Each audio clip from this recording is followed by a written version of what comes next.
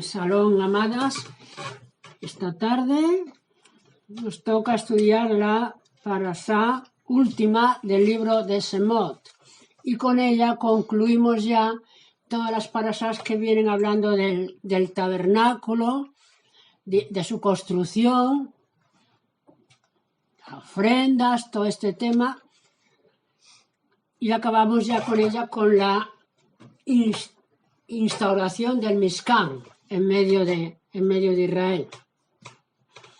Entonces, como el pueblo de Israel, los hijos de Israel, mejor dicho, cuando Aarón pidieron que otro líder que los guiara, cuando subió Mosé arriba al Sinaí, fueron prontos, lo comentamos ya la semana pasada, para traer la ofrenda, que no esperaba a Aarón que fueran tan rápidos a traer la ofrenda.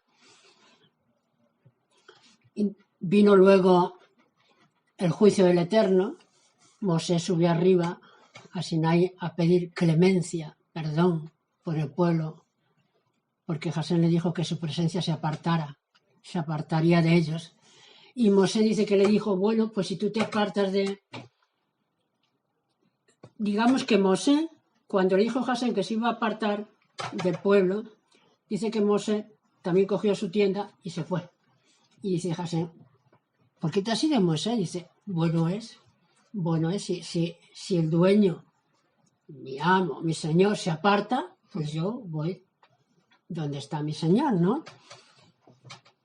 En todo caso, Mosé fue a interceder al Eterno como un buen líder, uno que verdaderamente ama al pueblo que guía. Eso es un buen líder, un buen presidente, un buen rey, como queramos decirlo. Se va a interceder. Y hasta que no obtiene el perdón, no para de interceder, ¿no? Baja con el perdón y al día siguiente, que fue Yom Kippur, al día siguiente le dice el Eterno, le dice Mosé, a hacer un tabernáculo. Y los hijos de Israel fueron prontos otra vez. Igual que fueron prontos para el becerro, fueron prontos, rápidos para traer ofrenda. Y no solo para traer la ofrenda, sino también para trabajar, cada uno en lo que fuera, ¿no? De tal manera que en Yom Kippur, que cae en septiembre-octubre, le dijo Jasén por medio de Mosé que empezaran a traer ofrenda para construir el Mishkan. Y para la Pesaj siguiente ya lo habían acabado. Porque el día de Pesaj del segundo año que los hijos de Israel salieron de Egipto fue erguido o levantado el tabernáculo. ¿Por qué? Porque fueron rápidos, prestos a hacer eso. ¿Por qué? Porque entendieron que habían pecado, se arrepintieron, el Señor como que se apartó de ellos y ellos quisieron restaurar la presencia del Eterno nuevamente en medio de su pueblo. Y la forma de restaurarla era que le dijo el Eterno, hacerme un Mishkan y vendré a morar en medio de vosotros o dentro de vosotros, pero en medio de vosotros físicamente. Y ellos dijeron, sí, lo vamos a hacer con amor, y lo vamos a hacer con agradecimiento, y lo vamos a hacer pronto. Todo eso, digamos que es la rectificación del pecado del becerro de oro.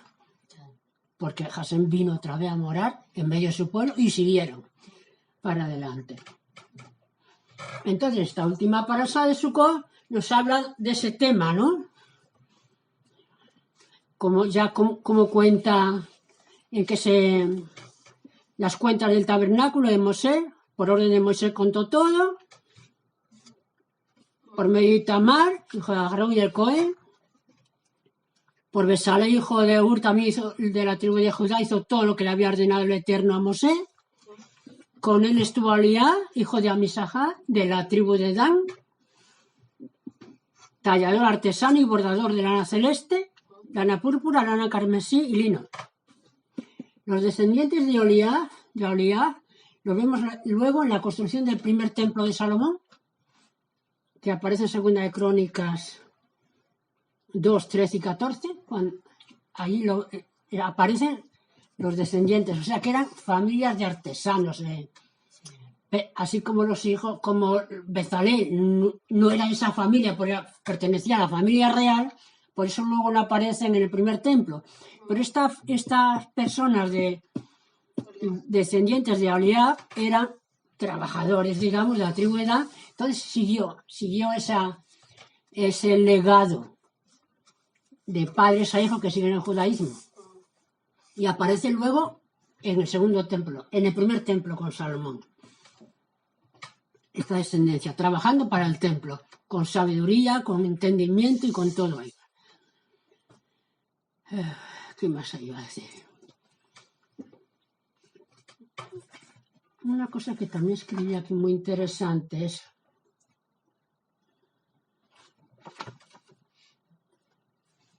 ¿qué diferencias hay entre el Mishkan, tabernáculo, entre el primero y el segundo templo? Tiene que haber algunas diferencias. Porque el tabernáculo en sí no se destruyó, sino digamos que se fue deteriorando, se fue llevando a Silo, fue cogido por los filisteos, pero se iba recuperando. Así como los dos templos sí se destruyeron. El primer templo con los babilonios, que lo hemos estudiado, y el segundo templo con los romanos. Entonces, a diferencia de los dos templos que fueron más suntuosos,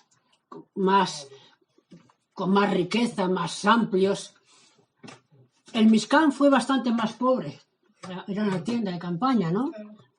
Pero no cayó en manos de los enemigos. Este Mishkan que estamos estudiando, que hemos estudiado, no cayó en manos de los enemigos, como los dos templos. El tabernáculo contenía las tablas de la ley.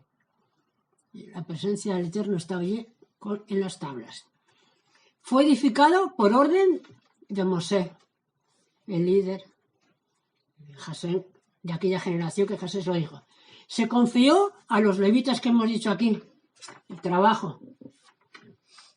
A la tribu de Leví se le, ¿cómo he dicho? Se le confió el sacerdocio para que ministrara allí, ¿no? Hijos de Itamar, hijo de Aarón. Los artesanos fueron Bezalel y Aholiab, 2 adikim. Porque cuando el Señor elige y los llena de conocimiento, sabiduría, entendimiento, es porque eran personas del agrado del Eterno. El Señor no usa para su obra, personas tan relevantes para esa obra tan grandiosa, aunque físicamente no fuera, a 2 adikim de aquella generación. En la edificación de los 2 santuarios o 2 templos, estos fueron construidos por los trabajadores de Tiro, los de Salomón. El de Salomón. Y el otro, por la gracia del rey de Ciro, el rey de Persia que le mandó por medio de Nehemías, Zorobabel, Esdras, todos esos le dieron cartas de allá de la dispersión de los babilonios, que estaban en Babilonia y luego pasaron a Persia, por medio de la reina Esther, que vino a ser reina, aunque su marido, Asuero, no mandó una corte para Jerusalén ni liberó a los cautivos, pero sí su hijo. El hijo que tuvo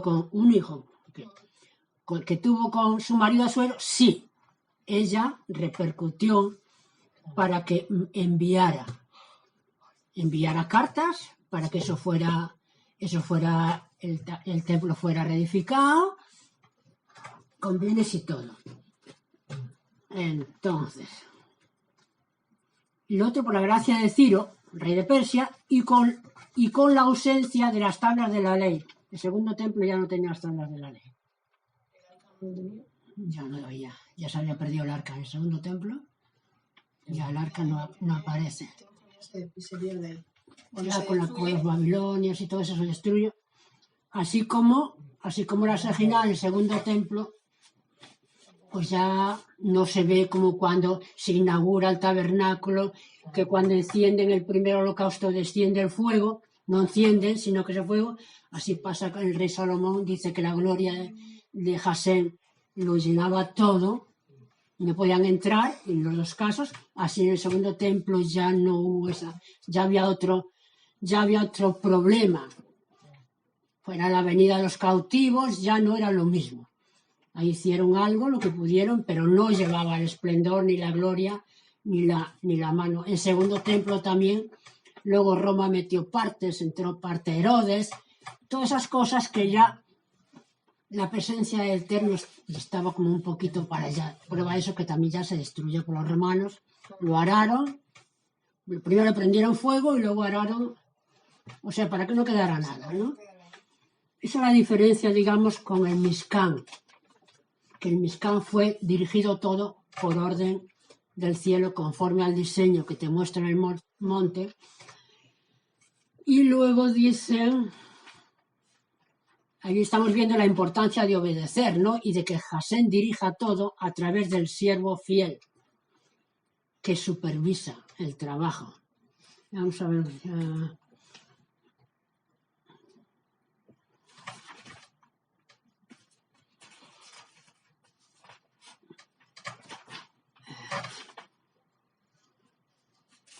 Espérate, buscar un poquito a ver.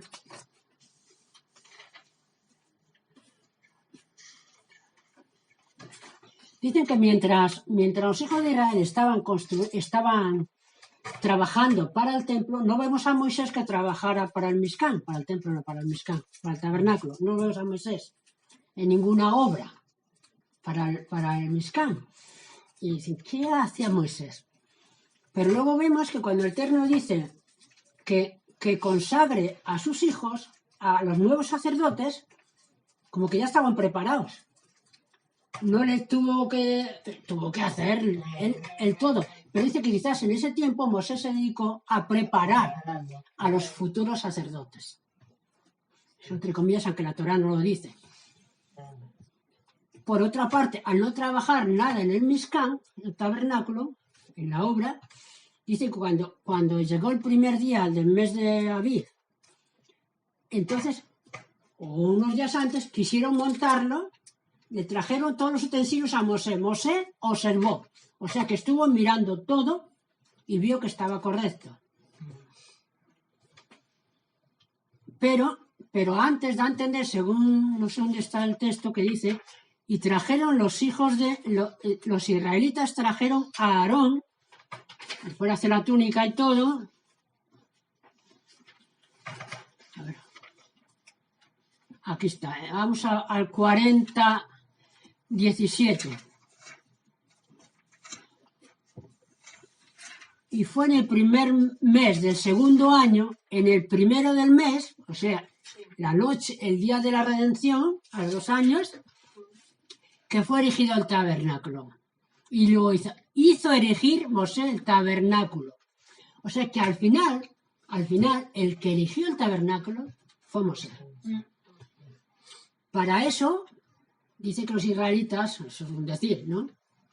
Midrash y todo eso, que intentaron armarlo. Y el tabernáculo que se caía. Entonces, digamos, la obra es de todos, pero es Mosé el que erige, aunque esté ayudado. Y eso nos enseña, porque dice que todos trajeron a Moisés. Todo lo que habían hecho lo trajeron a Moisés. Y Moisés estuvo supervisando, dice, y los bendijo. O sea, una vez que trajeron todos los materiales al líder, a que se lo encomendó Jasén, Moisés lo observó y hay un relato que dice, y bendijo Moisés a los hijos de Israel. Por aquí tengo que tener eso.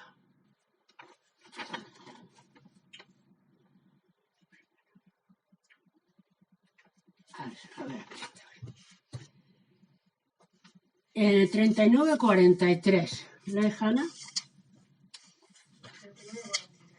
Sí, estoy aquí cerca. Lee el 42 primero. Tal como José le ordenara a Mosé, así hicieron los israelitas todo el trabajo. Y Mosé verificó todo el trabajo y resulta que así como les ordenara Jasén, así tal cual lo hicieron los israelitas. Entonces Mosé los bendijo. Vale. O sea, fijaros el orden. Trajeron todos ¿a quién? A su líder. Al que se lo había encomendado. Mosé vio todo y después de ver todo, que estaba todo conforme el Eterno había dicho, los bendijo. Y aquí hay principios muy bonitos. Nuestro pueblo dice que por esta acción de los hijos de Israel, de llevar todo a Mosé para que observara él todo como estaba hecho, dice que así que cuando emprendamos, lo ha dicho todo el pueblo y también nos vale para nosotros, cuando se emprende una empresa o se va a emprender una empresa, la que sea, lo bueno es consultar al líder. Que el líder, que es el líder en la generación, es el líder que tengamos, ¿no? Nosotros. Nuestro líder, el que el Eterno nos ha puesto. Claro. Entonces, consulta al líder y luego el líder supervisa, porque para eso es nuestro líder y va delante del Eterno y pregunta y supervisa. Y entonces, ¿qué hace? Da la bendición. Si está bien, como dice aquí Mosé, si no puede decir, pues yo creo, hermana amada, hermano amado, que aquí este no es el orden, o lo que sea. Conforme a la palabra, por ejemplo, voy al líder, por ejemplo, a mi rabino. Mire, rabino, que yo quiero hacer un negocio, pero me ha propuesto, digamos, un incrédulo, un no creyente, esto y esto y esto, y ¿usted cómo lo ve? Porque eso preguntan, los judíos preguntan cuando hacen negocios así a sus rabinos.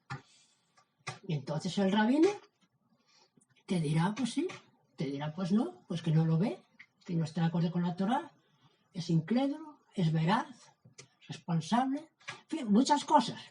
La economía que hay que aportar, lo que no hay que aportar, en fin. Entonces, si lo ve bien, pues te bendice, adelante. Porque una cosa es informar al líder lo que vas a hacer para que te dé el visto bueno y te bendiga, y otra cosa es informar al líder después de haber hecho la decisión. Ahí ya el líder dice, eso ya ha sido tú que has ido delante. A mí me has informado lo que has hecho.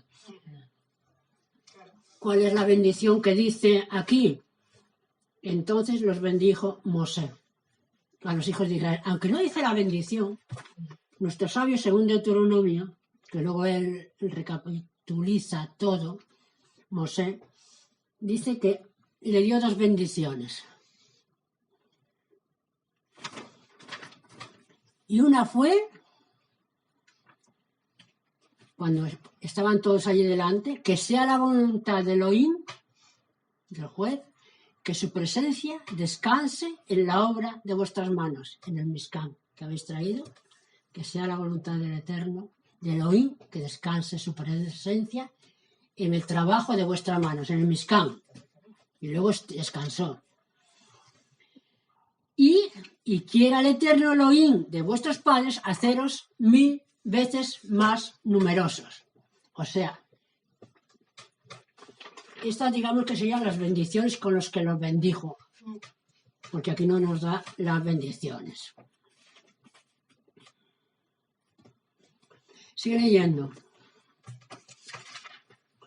Miriam, en el 3, ¿no? Bueno, no, sí. Bueno, Miriam. No, tú.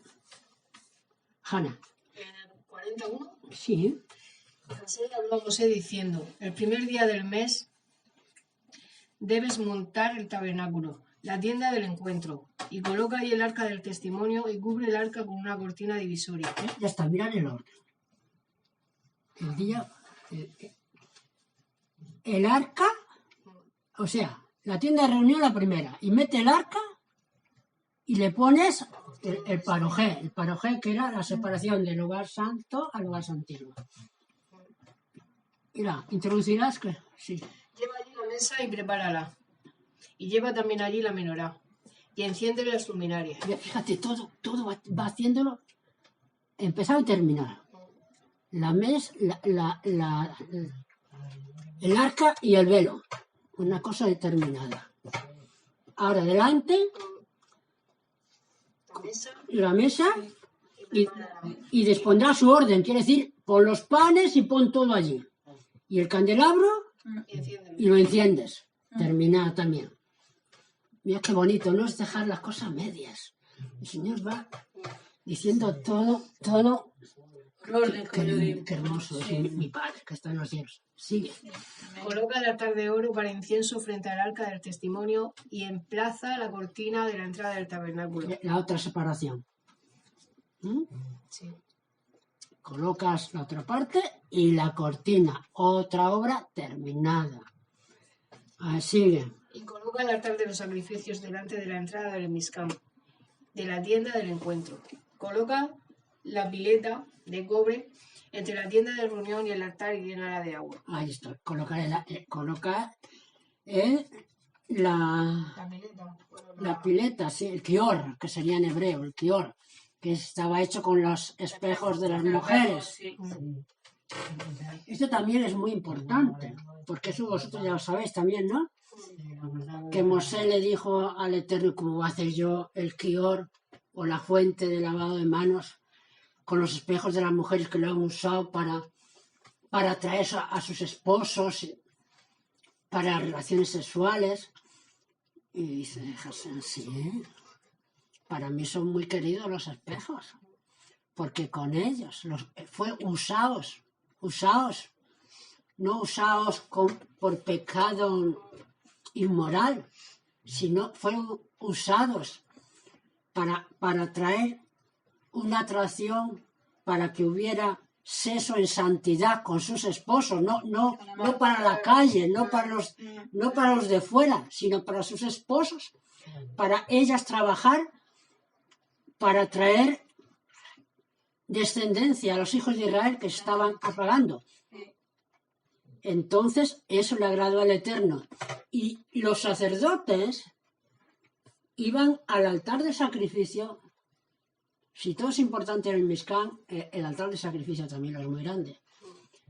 Porque el sacerdote no puede pasar si no pasa por el altar de sacrificio. Pero es que no puede pasar al lugar santo, ni al lugar santísimo, a Aarón, si no pasa por el kior. Sí. Porque pueden estar, a ver ahora si se me olvidó la palabra, limpios con la tevilá, con la inversión del agua, digamos bañados, limpios, pero no pueden entrar al Mishkan de esa forma. Tienen que pasar por la fuente y lavarse las manos, y me parece que también un poco los pies. Pero bueno, tienen que pasar por el kior. Vimos el otro día como la parte de abajo del Mishkan estaba hecho con las cortinas de las mujeres, la parte de arriba con los pelos de cabra de las mujeres, pero los sacerdotes elegidos por el Eterno también tienen que pasar por el kior, donde se le echaba el agua para entrar al lugar santo.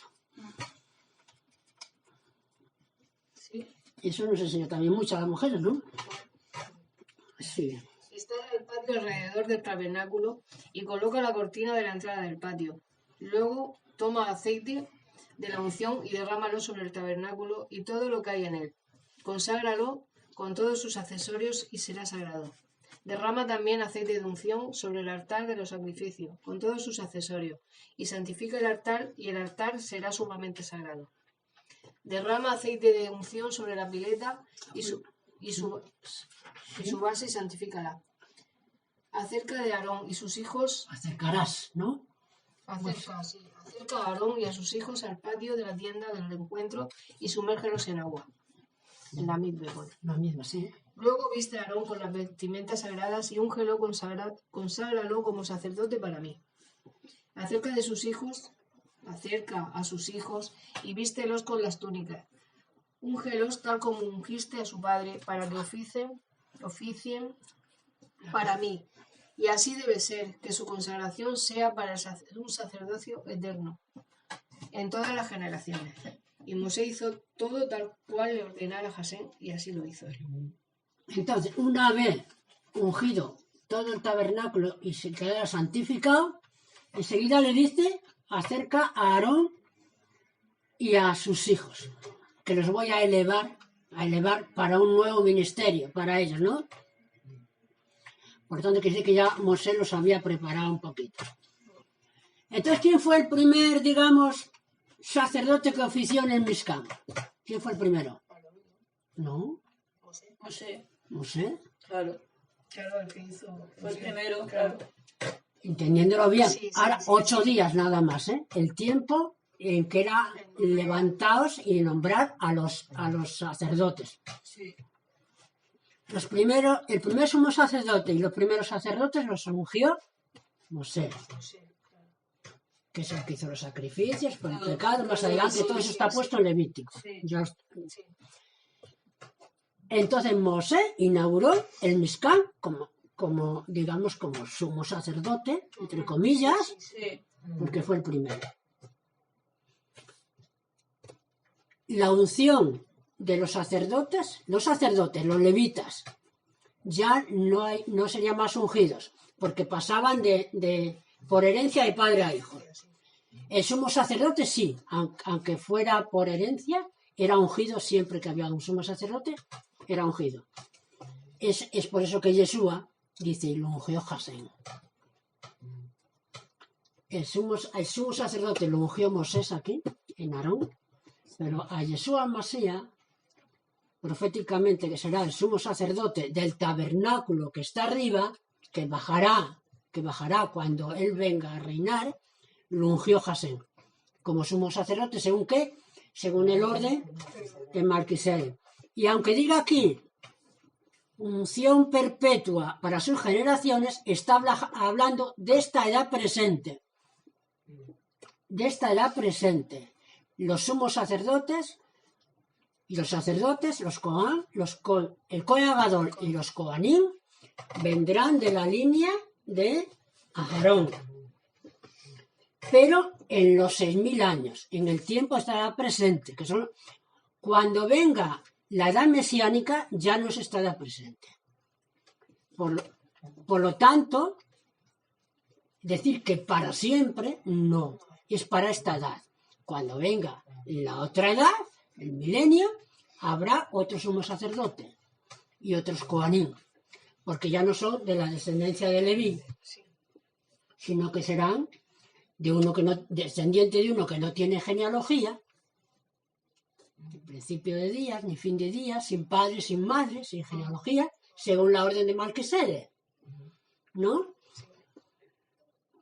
Entonces, esos sacerdotes, ¿os acordáis cuando Yeshua en la última cena, que según está diciendo el rabí, ya no era la cena de Pesach, que era la cena, digamos, de ordenación de las Mijá? Con sus talmidín estuvo enseñándolos todo el ministerio, 3 años y medio, por ahí, hasta que murió, hasta que partió. Pero la noche antes de partir, ya le dio las Mijá, el título de sus sucesores. A mí me llamáis rabí, pues digamos que le dio la esmijá para que siguieran ellos ministrando cuando él no partiera. Cuando dijo Yeshua, se acabó, o en medio de la cena, como fuera, se levantó, cogió la toalla, que tú sabes bien eso, se la ciñó y cogió, que dicen una palangana, no habría entonces, pero bueno, y le lavó los pies. ¿Qué está diciendo ahí? Que estaba diciendo que lavando los pies porque se humilló. Sí, está bonito. Pero para ser humilde no hace falta estar rebajados a lavarle los pies. Aunque eso era la forma antigua de que los siervos eran los encargados de lavar los pies a los que venían a la casa de un señor o de alguien invitados. Eran los siervos los que... Pero Yeshua está hablando más, porque le dice a Kefa, dice, ¿esto que estoy haciendo ahora? No lo entendéis. ¿Habéis entendido lo que estoy haciendo? Le dice Yeshua. ¿entendéis lo que os he hecho? Le dice. ¿Qué le está diciendo a Yeshua? Cuando le dijo Kefa, tú a mí no me lavas los pies. Eso lo habíamos entendido como si se pone a ser siervo de su talmidín. Por otro lado, Kefa parece que da a entender eso. Pero tampoco Kefa no puede ser porque no pertenece también a la tribu de Leví. Por lo tanto, tampoco se considera levita. Pero cuando deja que todo se haga, le dijo a Kefa, porque si no tienes parte conmigo. Parte conmigo, que yo os estoy. Y dice, ya vosotros estáis limpios por la palabra que yo os he hablado, la tevilá, esta. Pero él, como no era de la tribu de Leví, no podía ser sacerdote, no podía transmitir sacerdocio. Pero sí dio un nuevo sacerdocio, no para esta edad presente, sino para el mundo por venir. Y cuando dijo, ya vosotros estáis limpios, ¿qué le está diciendo? Ya os he enseñado toda la Torá. Y solo me queda, como cuando iban los sacerdotes a entrar al lugar santo, pasar por el kior para entrar. Pues yo os lavo los pies, como hizo Mosé. Os he enseñado la Torá, os he limpiado, ya vosotros estáis limpios. Ahora os lavo yo los pies, pasáis como Mosé a los levitas por el kior, y ya estáis preparados para cuando venga la edad mesiánica, os he investido para que seáis los sacerdotes del Mishkan celestial que vio Mosé y que bajará conmigo cuando venga a la tierra y allí estaréis ministrando. Y eso es muy bonito también porque eso es llevar la profecía del pasado al milenio, ¿no? Sí. Una vez ya, cuando pase el milenio, dice que el Hijo mismo, el Masías, entregará el reino ¿qué? Al Padre. ¿Por qué? Porque esa ya es otra edad. La edad presente, que son la que vive 1000 años, la edad mesiánica, que son 1000 años, y ¿cómo se llama? El mundo por venir. El mundo por venir, que es cuando el Hijo, el Masías, le entrega el reino al Padre, y será el Padre todo en todo, como fue al principio. Otro punto interesante de esta parashá, que es muy bonito, es las vestiduras de Aarón. Antes de ser sumo sacerdote, hubo que hacer unas vestiduras para él, hermosas, esplendorosas, sí, pero también para los levitas, de lino, menos esplendorosas porque la presencia del Cohen Gadol es como si fuera la presencia del Masías en la tierra, digamos, pero tenían que tener unos detalles muy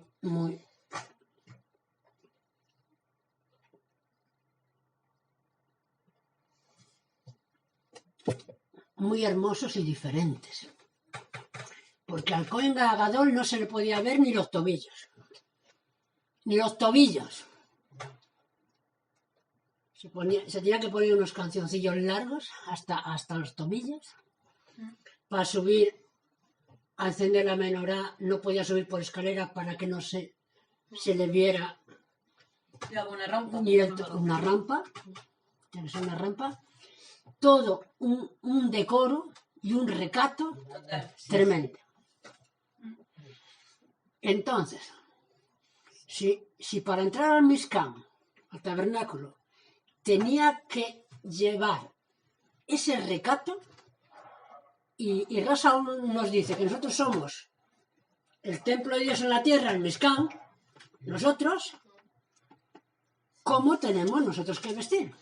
Si somos el Mishkan del Eterno en la tierra, ¿de cuál es el ejemplo que nos tiene que venir a la mente de cómo tenemos que el recato, digamos, que tenemos que tener, en este caso, en el vestido? Pues será parecido, ¿no? Sí.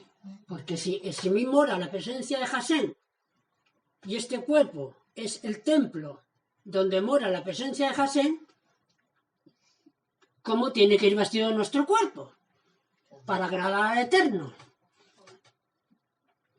Porque dice que Él habita en santidad. Él viene y mira. Y si está bien, se queda. Y si no, como que se dice... Entonces esto también nos habla del recato. Porque hay muchos que identifican las vestimentas del Cohen, del sacerdote, con recato. Y el recato viene, para el hombre también viene, porque míralo el ejemplo. Pero sobre todo para la mujer. En este punto quisiera yo, estoy intentando estudiar, que a lo mejor hago un estudio, porque he encontrado temas muy interesantes. No sé si también dar un poquito ahora. El recato también tiene que ver no solo con el vestido, sino que con el habla, la forma de hablar, sí, lo que hablemos, si chillamos, si no chillamos, si...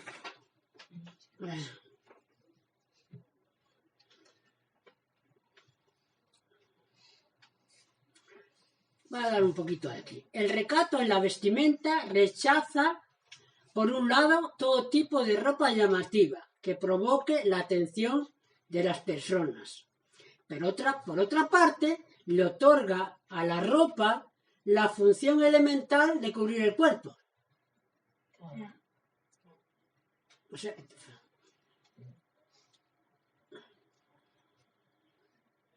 porque eso nos dicen de Barín de Deuteronomio. ¿Por qué vienen las relaciones ilícitas y todo eso cuando se desnuda? Hay que tener cuidado donde se desnuda uno, en fin, porque Hashem ve. Es descubrir el cuerpo. Y el cuerpo es la vestidura del alma. Porque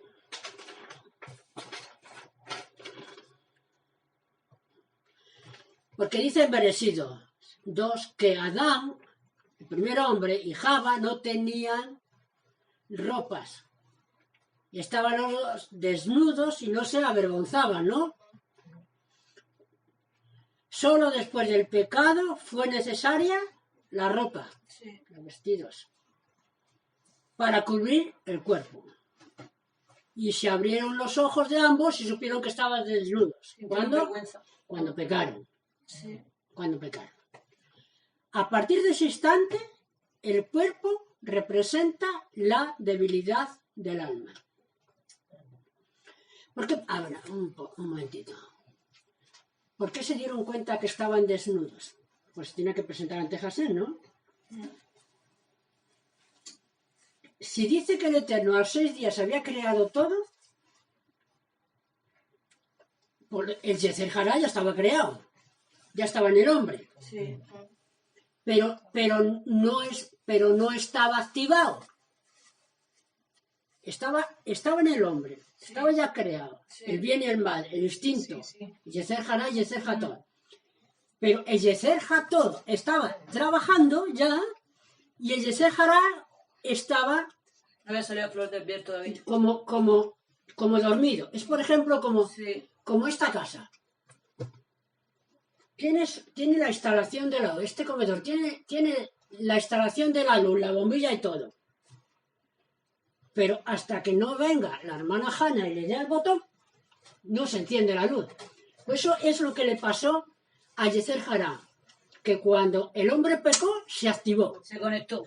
Se activó el Yetzer Hará en la persona. Y ya vienen los deseos, las inclinaciones, los sentimientos y todo eso. Es por eso que ellos se dieron cuenta que estaban desnudos y se avergonzaron, porque antes... No tenían, porque estaban viviendo para el alma. Lo voy a explicar de otra manera, a ver cómo nos lo dice aquí.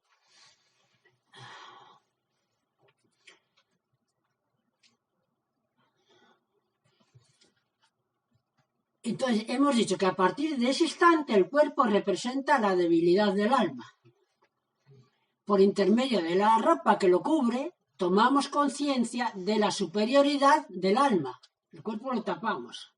El alma no podemos taparla. Es superior. Porque el alma es propia de Hashem en cada ser humano. sobre el cuerpo material, la superioridad del alma sobre el cuerpo material sujeto a los instintos y deseos. En esta guerra oculta entre el cuerpo y el alma, la ropa indica que lo principal de la persona es el alma. El cuerpo es solo secundario a ella. Es por eso que debe ser cubierto.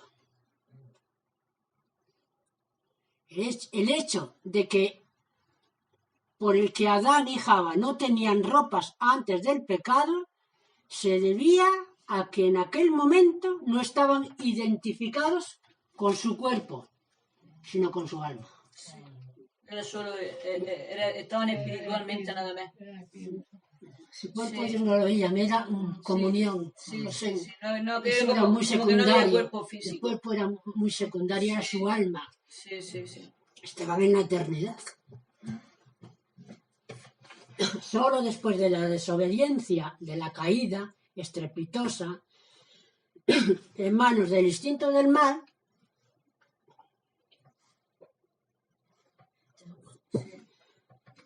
Esto es de la hora, sí. el cuerpo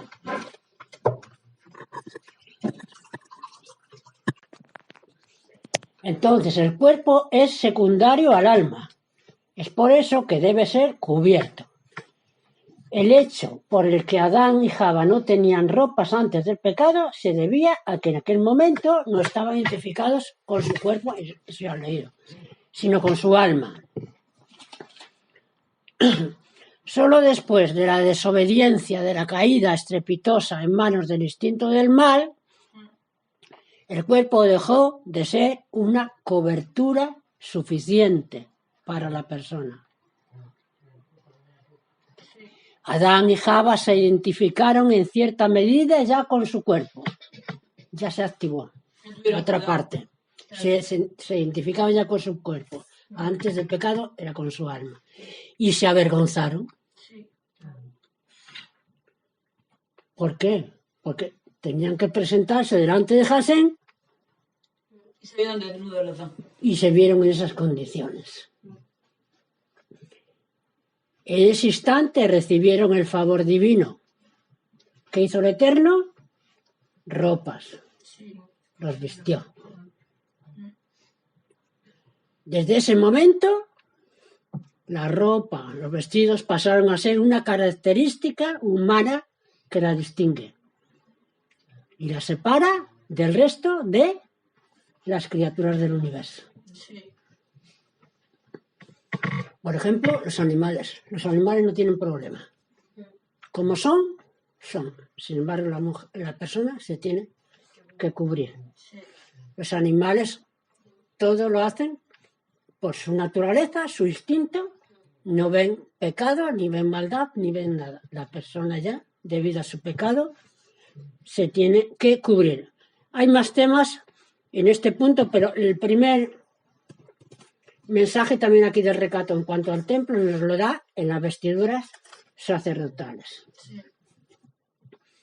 Otro punto sería también, eso en cuanto a las vestiduras. Otro punto sería en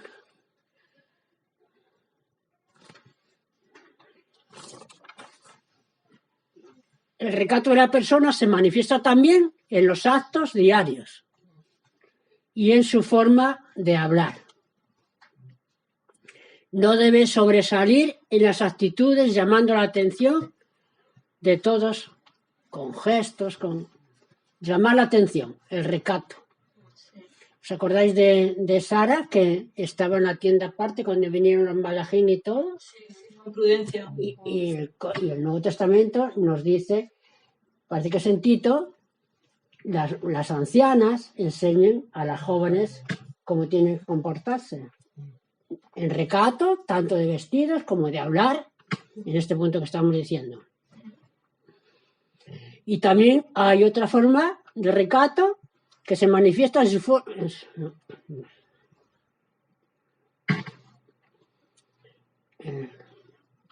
También se manifiesta en el tono elevado, la falta de educación, palabras groseras u orgullosas, son puestos, son en los principios básicos del recato.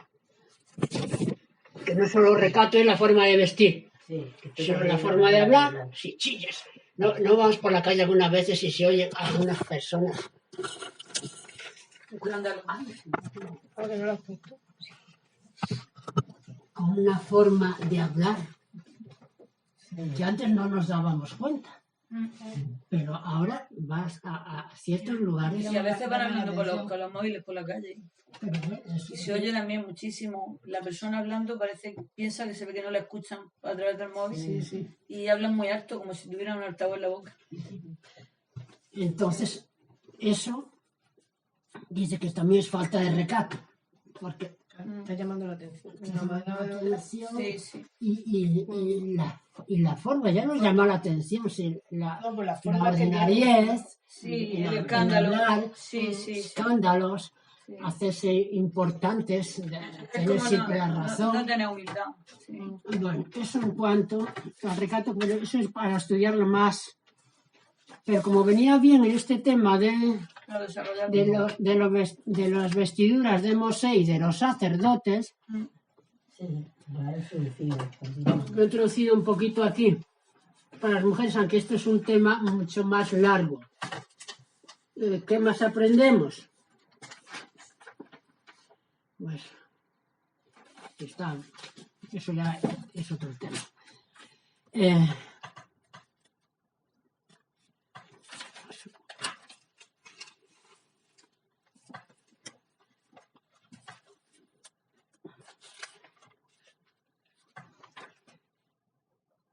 Vamos a terminar leyendo el 40-28. Miriam, terminas de leer un poquito y ya acabamos con Semot y todo lo que tiene que ver con el tabernáculo. Porque ya quizás luego en Levítico tocamos otros temas. Ya nos metemos en el sacerdocio, que eso es ministerio para los varones, aunque también influye un poquito, ¿no? Pero la mujer debe ser sacerdote en su casa. En su casa, en los suyos. En su casa quiere decir en su hogar.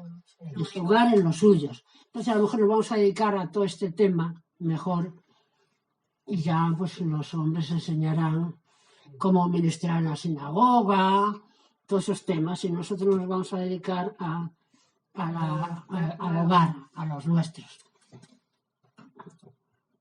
28, ¿no? Sí, 40-28, mire. Luego emplazó la cortina de la entrada del tabernáculo. Ubicó el altar de los sacrificios en el patio del tabernáculo de la tienda del encuentro y ofreció sobre él la ofrenda olá. Hizo ofrendas, no sé, hizo sacrificios. Cuando hay una ofrenda hay un sacrificio, sí. Y la ofrenda minjá, tal como Jasén le ordenara a Mosé. Ubicó la pileta entre la tienda del encuentro y el altar y la llenó de agua para lavarse. De ella Mosé, Aarón y sus hijos extrajeron agua para lavar sus manos y sus pies. Sí, aquí están los pies también, ¿no? Cuando iban a la tienda del encuentro y cuando se acercaban al altar, debían lavarse tal como Jasén le ordenara a Mosé. Amén. O sea que al tabernáculo hay que entrar limpios. Sí, lo has dicho tú antes. E instaló el patio alrededor del tabernáculo y del altar y emplazó la cortina a la entrada del patio. Así Mosé completó el trabajo. La nube cubrió la tienda del encuentro y la gloria de Jasén colmó el tabernáculo. Aleluya. Qué bonito, ¿eh? Sí, total. Mosé no pudo entrar en la tienda de reunión porque la nube estaba reposando sobre ella y la gloria de Jasén colmaba el tabernáculo. Cuando la nube se levantaba de sobre el tabernáculo, los israelitas debían reiniciar la marcha. En todos, su viaje, así fue en todos, su viaje por el desierto, pero mientras la nube no se elevaba, reiniciaban la marcha hasta que la nube se elevaba. Pues la nube de Jasén estaba sobre el tabernáculo de día y había fuego en él por la noche. A los ojos. A la vista de toda la casa de Israel, así fue en todas sus paradas. Vale. Entonces, la nube que los acompañó está diciendo, a pesar de todo el pecado, a pesar de todo, Jasén los perdona y la nube sigue con ellos acompañando. Y acaba Semot con la presencia de Jasén en medio de ellos y guiándolos cuando tenían que parar, cuando tenían que partir. Así acaba Semot, con el tabernáculo elegido, con los sacerdotes en sus puestos, con los sacrificios, eso quiere decir, con el perdón de Jasén, y el pueblo con la marcha, y Jasén guiándolos. Desde la nube con dulzura. Y cuando acaba un libro decimos Jasá, Bení, Jasé. ¿Y quiere decir? Sé fuerte y nos fortalecerá. ¿Para qué? Para seguir Para seguir a otro seguir libro. estudiando. Porque toda nuestra vida tiene que ser estudiar la Torah. Y siempre el Señor nos dará, aunque digamos qué cosa, siempre repetir lo mismo, siempre hay más sabiduría. Y siempre aprendemos, cada año. Se aprende. Siempre nuevas Además, cosas. que por eso le Nunca dice, se acaba la por eso enseñanza. dice que es repetir. Porque en la repetición está la enseñanza, porque somos olvidadizos. Y el respeto. Somos olvidadizos y tenemos que repetir. Estudiando Torah siempre, no acabamos nunca de aprenderla, y Jasén no acabará nunca de darnos más revelación. Y concluimos el libro de Semot, y ya otro nuevo libro empieza, ya empieza la fiesta de Purim, y enseguida viene Pesaj. Purim, Sí. y luego Pesaj, y ya estudiaremos a Esther. Ya mismo viene el azúcar por ahí otra vez. Ya mismo, pasa el tiempo volando. Ya mismo estamos metidos en el azúcar. Vaya. Primero tiene que venir Ya, el estudio de Esther. ya. Primero Es muy tiene bonito que está el estudio de Esther. Muy bonito, la Miguel de Esther. Primero tiene que venir el estudio de Miriam, como ella fue para las mujeres. La que Jasén profetisa. utilizó entre los hombres también para sacar a Israel. Con la ropa. ayudarla. Ahí tiene que venir la historia de Ruth y Noemí Qué bonito también. También. para Shavuot. Y más mujeres. Que iremos estudiando poquito a poquito. Que no es bonito. Que no. Baruch Hashem por todo. Salud, Hashem. Shalom para todas, amadas.